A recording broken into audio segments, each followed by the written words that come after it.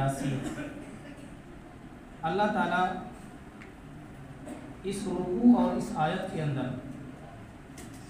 امت کی جانب خطاب کر رہے ہیں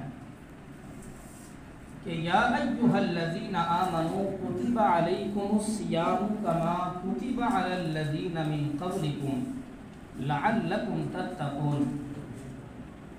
یہ آیت آئی ابھی آخری رمضان ہے اور شاید کہ آخری روزہ ہے، اور حکم ہے یہ روزے کے سلسلے میں کہ یا ایھا الذین آمنوا کتب علیکم الصیام کما کتب علی الذین من قبلکم، کہ اے لوگو ایمان لاؤ، کتب علیکم الصیام کہ تم پر روزہ کو فرض کیا گیا، کما کتب علی الذین من قبلکم جیسا کہ فرض کیا گیا تھا پچھلی امتوں پر، لعلکم تتقون تاکہ تم متقی بن جاؤ، پرہیزگار بن جاؤ۔ اللہ تعالیٰ اس آیت کے اندر لوگوں کو یہ بتانا چاہتے ہیں، یہ سمجھانا چاہتے ہیں کہ روزہ مسلمانوں پر فرض ہے۔ صیام مطلب روزہ، یعنی روزے کو اللہ نے فرض کیا گیا ہے۔ جس طریقے پر نماز فرض ہے، جس طریقے پر زکوٰۃ فرض ہے، جس طریقے پر استطاعت ہونے کی وجہ سے حج فرض ہے، ایسے ہی روزہ فرض ہے۔ لہذا جو آدمی روزہ نہیں رکھتا رمضان کے ایام میں، رمضان کے مہینے میں، اللہ فرماتے ہیں اس کے لیے وہی عذاب ہے جس کے لیے جو عذاب نماز کے لیے تیار کی گئی ہے۔ روزہ چھوڑنے والا وہی گنہگار ہوتا ہے جو نماز کو چھوڑنے والا ہوتا ہے۔ اسی لیے اللہ کے رسول صلی اللہ علیہ وسلم کی حدیث ہے بنی الاسلام علی خمس شہادت کے اندر کہ اس نے 5 چیزوں کا ذکر کیا: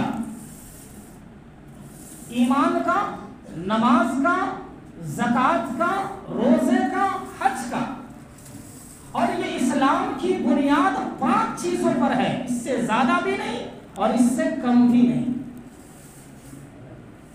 تو اسی لیے جو لوگ رمضان کے مہینے میں دن دہاڑے کھاتے ہیں، دکانوں پر بیٹھ کر کھاتے ہیں، لوگوں کو دکھا کر کھاتے ہیں، اور یہ کہہ کر کھاتے ہیں کہ کیا کرے روزہ نہیں رکھ سکتا، عادت نہیں ہے، اللہ فرماتے ہیں ان کے لیے بھی عذاب ہے، اور ایسا دردناک عذاب ہے کہ اللہ معاف نہیں کرے گی۔ آگے فرماتے ہیں کما کتب علی الذین من قبلکم، جیسے کہ پچھلی امتوں پر فرض کیا گیا تھا۔ پچھلی امتوں پر محمد عربی صلی اللہ علیہ وسلم سے پہلے جتنے بھی نبی آئے، ہو سکتا ہے کہ ان پر بھی روزہ فرض کیا گیا تھا، لیکن باقاعدہ 30 روزہ شاید کہ نہیں تھا۔ کسی نبی پر روزہ فرض کیے گئے تھے تو اسی کو اللہ نے ذکر کیا کہ پچھلی امتوں پر بھی روزہ تھا، لعلکم تتقون تاکہ تم متقی بن جاؤ، پرہیزگار بن جاؤ۔ روزہ رکھنے سے آدمی پرہیزگار بنتا ہے۔ اب کیسے بنتا ہے؟ میں نے آپ کو اس سے پہلے بھی کہا تھا کہ آدمی زنا سے بچ جاتا ہے، گناہ کے کاموں سے بچ جاتا ہے۔ ایک آدمی اگر روزہ رکھتا ہے تو پھر وہ زنا کرنے کے لیے کترائے گا، روزے کی حالت میں ہوگا، وہ کہے گا کہ نہیں، شراب نہیں پیوں گا، روزے میں ہوں، خاص اللہ کی نعمت ہے روزہ، تو اس لیے وہ زنا کے قریب بھی نہیں جائے گا، شراب کے قریب بھی نہیں جائے گا، جوئے کے قریب بھی نہیں جائے گا۔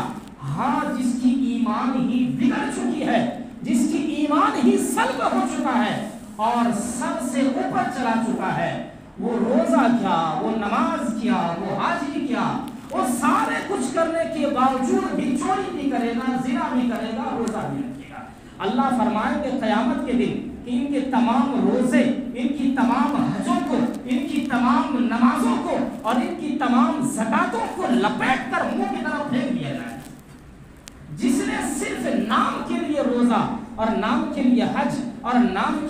ज़कात और नाम के लिए जो है नमाज पढ़ी थी।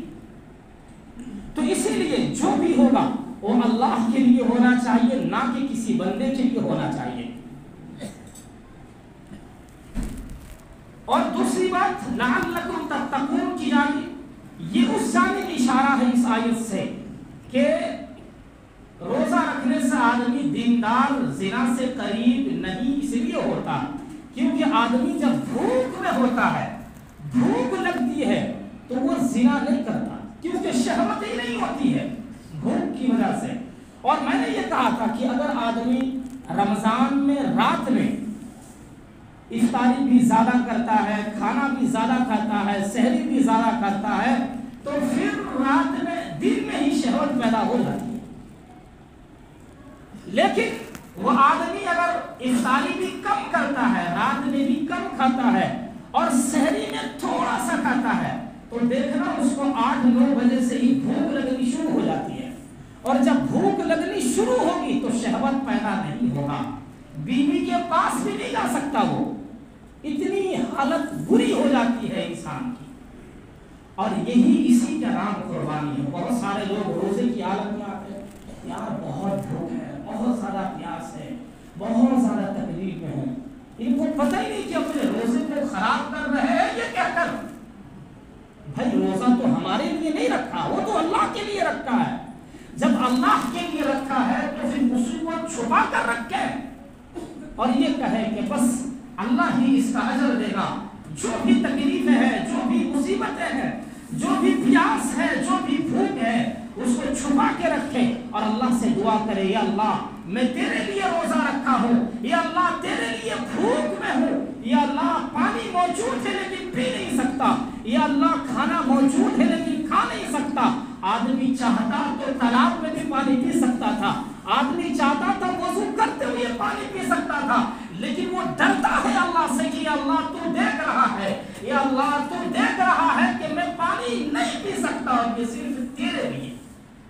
तो अल्लाह को कितना पसंद आएगा ये बंदा 24 घंटा से 12 घंटा अगर निकाल दिया जाए, 13 घंटा अगर निकाल दिया जाए, तो अल्लाह भी कहता है कि ये बंदा मेरे लिए भूखा है, प्यास लगती है लेकिन पानी नहीं पीता, भूख लगता है लेकिन खाता नहीं है। तो ये अल्लाह के लिए होना चाहिए। ऐसा नहीं कि रोजे की हालत में सब कुछ चल रहा है, जुआ भी चल रहा है, गाली गलौज भी चल रहा है, चोरी भी हो रही है, दुनियादारी की बातें भी हो रही है और अजीब अजीब बदमाशी भी हो रही है, तो फिर रोजे के अंदर जो है अजीब चीजें शामिल हो जाती है। आदमी वो भूख में होता है, रोजे की हालत में होता है, लेकिन कबूलियत नहीं होती है। इसीलिए रोजे की हालत में ज्यादा से ज्यादा अल्लाह की तरफ याद होनी चाहिए। इसीलिए इस्तिग़फ़ार, दुरूद, कलमा, ये सब सारी चीजें, कुरान, नमाज, ये सारी चीजें पढ़नी चाहिए। आगे अल्लाह फरमाते हैं अय्यामन मअदूदात फमन कान मिनकुम मरीज़न औ अला सफरिन फइद्दतुम मिन अय्यामिन उखर। अय्यामन मअदूदात, गिने चुने चंद दिन ही रोजे होते हैं। 30 रोजे कितने होते हैं? 30 रोजे गिने चुने चंद दिन रोजे होते हैं। फमन कान मिनकुम मरीज़न, आगे कह रहे हैं कि तुमने से जो शख्स बीमार हो जाए रमजान में, हमने कहा था कि बीमार से कौन सी बीमारी मुराद नहीं है, ये पेट दर्द हो गया बस रोजा छोड़ दिया, सर दर्द हो गया रोजा छोड़ दिया, ये नहीं चलता है। बीमार ऐसी बीमारी है कि डॉक्टर कहता है कि अगर रोजा रखोगे तो मर जाओ, तो फिर उसके लिए रोजा छोड़ने की गुंजाइश है, वो आदमी रोजा छोड़ सकता है। अगर डॉक्टर ये कह देता है कि भाई 30 रोजा नहीं रखना वरना मर जाओगे, तो फिर नहीं रखना, रोजा छोड़ने की इजाजत है इस जगह पर। और एक रोजे के बदले में निस्फ साथ गेहूं देना पड़ेगा, फिदिया। पता नहीं कोई देता होगा या नहीं देता होगा, जिसको कफारा कहा जाता है। अगर कोई आदमी बहुत ज्यादा बीमार है, बहुत ज्यादा बीमार है, रोजा नहीं रख सकता, तो उसके लिए फिदिया यानी कफारा देना पड़ता है। एक रोजे का निस्फ सा यानी 1.25 किलो गेहूं की कीमत या गेहूं देनी पड़ती है। ایک آدمی کو یا 30 دن میں 30 آدمی کو لے لے یہ بھی کافی ہو جائے گا۔ حضرت مولانا اشرف علی تھانوی رحمہ اللہ دار الفتوا کے اندر لکھتے ہیں کہ ایک ہی آدمی کو ایک ہی دن میں نہ دیا جائے، ایک ہی دن میں نہ دیا جائے، بلکہ اس کو 30 دنوں کے اندر دے دیا جائے تو اچھا ہے، اور 30 آدمی کو بھی اگر دے دیا جائے تو بھی اچھا ہے۔ آگے کہتے ہیں اب علی سفر، اگر کوئی سفر پر جا رہا ہے وہ بھی روزہ چھوڑ سکتا ہے۔ 2 دن کا سفر ہے، کوئی ممبئی جا رہا ہے، کوئی دلی جا رہا ہے، ٹرین میں ہے، بس میں ہے، تو وہ روزہ چھوڑ سکتا ہے جب تک وہ سفر میں ہے۔ لیکن یہ جو ہم نے روزہ چھوڑا ہے اس کو رکھنا کب ہے؟ اس کو عید کے بعد رکھنا ہے۔ اگر ایک روزہ چھوڑا ہے تو عید کے بعد ایک روزہ رکھ لیں، 2 روزہ چھوڑا ہے تو 2 روزہ عید کے بعد رکھ لیں۔ فَعِدَّةٌ مِّنْ أَيَّامٍ أُخَرَ، بس ان دنوں کو پورا کرو دوسرے ایام میں، یعنی عید کے بعد جو ہے روزہ رکھ لیں۔ آگے کہتے ہیں وَعَلَى الَّذِينَ يُطِيقُونَهُ فِدْيَةٌ طَعَامُ مِسْكِينٍ، اور جو لوگ طاقت رکھتے ہیں، اس آیت کو ذرا سمجھانا پڑے گا کہ الَّذِينَ يُطِيقُونَهُ فِدْيَةٌ طَعَامُ مِسْكِينٍ، اس آیت میں تو صاف طور پر یہ ہے کہ جو لوگ روزے کی طاقت رکھتے ہیں پھر بھی وہ روزہ اگر نہیں رکھتا ہے، فِدْيَةٌ طَعَامُ مِسْكِينٍ، تو وہ مسکینوں کو کھانا کھلا دے معاف ہو جاتا ہے۔ اس آیت میں یہ مطلب نکلتا ہے، یعنی اس آیت میں جو بات ثابت ہوتی ہے۔ لیکن صحابہ کرام یہ کہہ رہے ہیں کہ یہ جو آیت نازل ہوئی تھی یہ شروع رمضان کی بات ہے، جب روزہ فرض ہوا تھا اس وقت یہ آیت نازل ہوئی تھی۔ لیکن آگے چل کر جب یہ آیت نازل ہوئی، کون سی آیت؟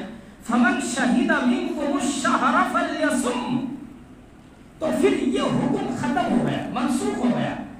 جیسے کہ پہلے زمانے میں اللہ کے رسول صلی اللہ علیہ وسلم کے زمانے میں جو ہے نماز کے اندر سلام کرنا درست تھا، لیکن آگے چل کر سلام کرنا منع ہو گیا نماز کے اندر۔ تو اس آیت میں مفسرین نے یہ مطلب نکالا ہے وَعَلَى الَّذِينَ لَا يُطِيقُونَ، لا نہیں ہے، مفسرین نے اس کو محذوف رکھ کر بڑھایا کیا؟ وَعَلَى الَّذِينَ لَا يُطِيقُونَهُ فِدْيَةٌ طَعَامُ مِسْكِينٍ، کہ جو لوگ طاقت نہیں رکھتے بیماری کی وجہ سے، طاقت نہیں ہے روزہ رکھنے کی، وہ مسکینوں کو کھانا کھلا دے 30 دن، 2.25 کلو گیہوں کر کے 1 دن کا۔ بیمار ہے وہ آدمی نہیں رکھ سکتا، مر جائے گا روزہ رکھنے کی وجہ سے، تو پھر وہ مسکینوں کو فقیروں کو کھانا کھلا دیں۔ فَمَن تَطَوَّعَ خَيْرًا، دیکھیں آگے پھر وضاحت کر رہے ہیں اور اللہ تعالیٰ یہ کہہ رہے ہیں فَمَن تَطَوَّعَ خَيْرًا فَهُوَ خَيْرٌ لَهُ، اور جو شخص اچھا کام کرے، تطوع خیرا فهو خیر لہ، تو اس کے لیے اچھائی بہتر ہے۔ رمضان میں بہت سارے لوگ ہیں نماز پڑھتے ہیں اور عبادات کرتے ہیں، اس کے لیے اچھا کام ہے۔ رمضان کے باہر عید کے بعد بھی جو لوگ جو ہے نمازیں پڑھتے ہیں، روزہ بھی رکھتے ہیں، وہ لوگ بھی اچھا کام کرتے ہیں۔ اللہ فرما رہے ہیں اس کے لیے وہ اچھا ہوتا ہے، نیکی کا کام ہوتا ہے۔ لیکن شب برات کے روزہ رکھ کے، محرم کے روزہ رکھ کے، ہر مہینے میں 3 دن روزہ رکھتے ہیں، ٹھیک ہے، اچھا کام ہے، لیکن نفل روزہ رکھتے ہوئے فرض روزے کو چھوڑ دینا یہ بہت بری چیز ہے۔ ہماری عادت کیا ہے؟ ہم نفل روزہ 1 یا 2 رکھ لیتے ہیں رمضان سے پہلے جیسے رکھتے ہیں، جیسے کہ شب برات میں بہت سارے لوگوں نے روزہ رکھا تھا، محرم میں روزہ رکھا تھا، اور جیسے ہی روزہ آتا ہے ہم نے کیا کر دیا؟ روزہ کو چھوڑ دیا، یعنی ہم نے نفل کو پکڑ لیا اور فرض کو کیا کر دیا؟ چھوڑ دیا۔ ابھی جیسے تراویح ہے، کیا ہے؟ سنت مؤکدہ ہے کہ نہیں ہے؟ تراویح سنت مؤکدہ ہے، بعض لوگوں نے واجب بھی کہا ہے، چھوڑنے والا گنہگار ہوتا ہے، لیکن لوگ تراویح نہیں پڑھتے ہیں اور صبح میں تہجد پڑھتے ہیں۔ یار یہ کون سا فلسفہ ہے؟ ٹھیک ہے تہجد پڑھے، منع نہیں ہے، بہت زیادہ نہیں تراویح چھوڑ کر کیسے تہجد ہے؟ تراویح چھوڑنا گناہ ہے، یہ گناہ کو چھوڑ کر تم نفل کو پڑھتے ہو۔ یہ جو ضروری قرار دیا گیا جس میں گناہ ملتا ہے چھوڑنے کی وجہ سے، اس کو پڑھ لیں۔ پھر اگر آپ کا دل کرے تہجد پڑھنے کا تو بالکل پڑھیں، بہت زیادہ نیکی ہے۔ جو لوگ تراویح بھی پڑھتے ہیں اور تہجد بھی پڑھتے ہیں اس کے لیے بہت اچھا کام ہے، بہت بہتر کام ہے، اس کے لیے بہت زیادہ نیکی ہے۔ لیکن جو لوگ تراویح نہیں پڑھتے ہیں اور پھر تہجد میں آتے ہیں، ایک سنت مؤکدہ کو ختم کر کے پھر نفل میں شامل ہوتے ہیں۔ اللہ نے تو یہ نہیں کہا کہ تم نفل پڑھو، وہ تو اللہ کے رسول کے بتائے ہوئے طریقے پر ہم چل رہے ہیں کہ بھائی اگر کوئی تہجد پڑھتا ہے تو اس کو نیکی بہت زیادہ ملتی ہے، نہیں اگر پڑھتا ہے تو گناہ بھی نہیں ہے۔ لیکن تراویح اگر کوئی نہیں پڑھتا تو پھر گناہ ملتا ہے۔ تو اس لیے ذرا سمجھیں، اگر ہم تہجد پڑھتے ہیں تو تراویح بھی پڑھیں۔ تو اسی لیے سنت مؤکدہ کو ختم کر کے چھوڑ کر کے جو آدمی نفل پڑھتے ہیں کیا فائدہ ہوگا اس کا؟ جو آدمی فرض روزے کو چھوڑ کر وہ نفل روزہ رکھتا ہے کیا فائدہ ہوگا اس کا؟ اسی لیے تو حدیث کے اندر موجود ہے کہ جو آدمی فرض روزہ رکھتا ہے اور پھر وہ نفل بھی رکھتا ہے بعد میں، تو وہ نفل روزے کے اندر جو کمی ہوتی ہے فرض میں، وہ نفل کے ذریعے سے پورا ہو جاتا ہے کہ نہیں ہوتا؟ اب جو آدمی فرض نماز کو پڑھتا ہے پھر وہ نفل بھی نماز پڑھتا ہے، تہجد بھی پڑھتا ہے، اشراق بھی پڑھتا ہے، چاشت بھی پڑھتا ہے، تو فرض میں جو کمی ہوئی تھی وہ اس کے ذریعے سے پورا ہو جاتا ہے۔ لیکن کوئی فرض کہیں چھوڑ کر نفل کو شروع کر دے تو بھائی کیا فائدہ ہوگا؟ کوئی فائدہ نہیں۔ آگے کہہ رہے ہیں وَأَن تَصُومُوا خَيْرٌ لَكُمْ إِن كُنتُمْ تَعْلَمُونَ۔ یہ جو ہم نے کہا کہ بیماری کی وجہ سے آدمی روزہ چھوڑنا چاہے تو چھوڑ سکتا ہے۔ کوئی آدمی سفر دلی بمبئی کا سفر میں ہے، وہ اگر روزہ چھوڑنا چاہے تو چھوڑ سکتا ہے، قرآن اجازت دیتی ہے۔ لیکن ایسا بھی کوئی آدمی ہے کہ وہ سفر میں ہے لیکن روزہ نہیں چھوڑتا۔ ایک آدمی بیمار ہے پھر بھی روزہ نہیں چھوڑتا، وہ روزے میں ہے اور وہ اللہ کے لیے ہے۔ اللہ کیا فرما رہے ہیں؟ اس کے لیے خوشخبری ہے وَأَن تَصُومُوا خَيْرٌ لَكُمْ، اور تم روزہ رکھتے ہو یہ تمہارے لیے بھلائی ہے، ان کنتم تعلمون، اگر سے تم جانتے ہو روزے کی فضیلت ہو۔ بھائی وہ آدمی بیمار ہے پھر بھی روزہ رکھ رہا ہے تو اس کے لیے اچھا ہے، اللہ فرماتے ہیں اس کو ڈبل نیکی دیا جائے گا۔ وہ بیمار ہے پھر بھی روزہ رکھ رہا ہے، سفر میں ہے، تکلیف میں ہے، پھر بھی روزہ رکھتا ہے، تو ایک تو تکلیف کا ثواب اور ایک تو روزہ کا ثواب۔ آگے کہہ رہے ہیں اللہ شہر رمضان الذی انزل فیہ القرآن ہدی للناس وبینات من الہدی والفرقان۔ اللہ تعالیٰ نے مضمون کو بدل دیا اور بدل کر قرآن کے بارے میں یہ کہہ رہے ہیں کہ یہ جو قرآن نازل ہوئی ہے یہ رمضان کے مہینے میں ہوئی اور خاص کر شب قدر میں نازل ہوئی ہے۔ شب قدر میں 5 دن آتے ہیں، 5 دنوں میں سے کون سا دن ہے یہ پتہ نہیں ہے، قرآن میں یہ نہیں ہے کہ کون سے دن میں نازل ہوئی ہے۔ البتہ قرآن میں اتنا تو ہے کہ شب قدر میں قرآن نازل ہوئی ہے۔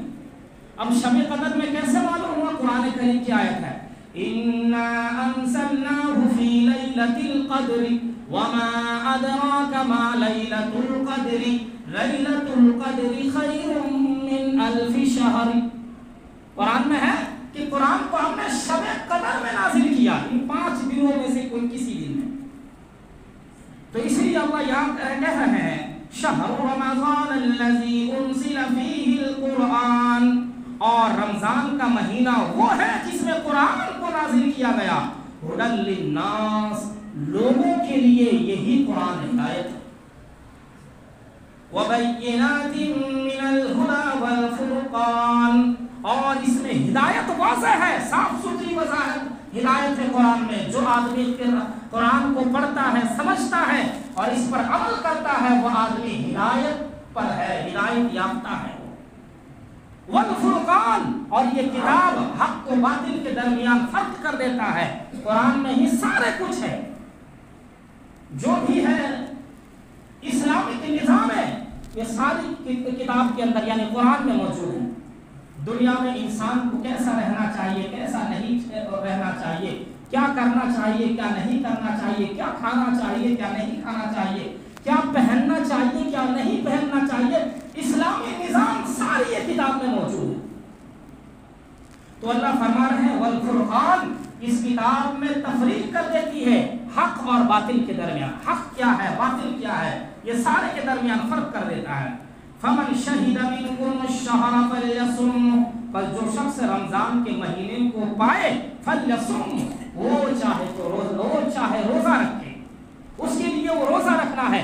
جو رمضان کے مہینے کو پاتا ہے وہ روزہ رکھتا ہے، اور عموماً ہر مسلمان کے لیے یہ فرض ہے، جو آدمی بالغ ہے عاقل ہے اس کے لیے روزہ رکھنا فرض عین ہے، جو آدمی روزہ نہیں رکھتا وہ گنہگار ہے۔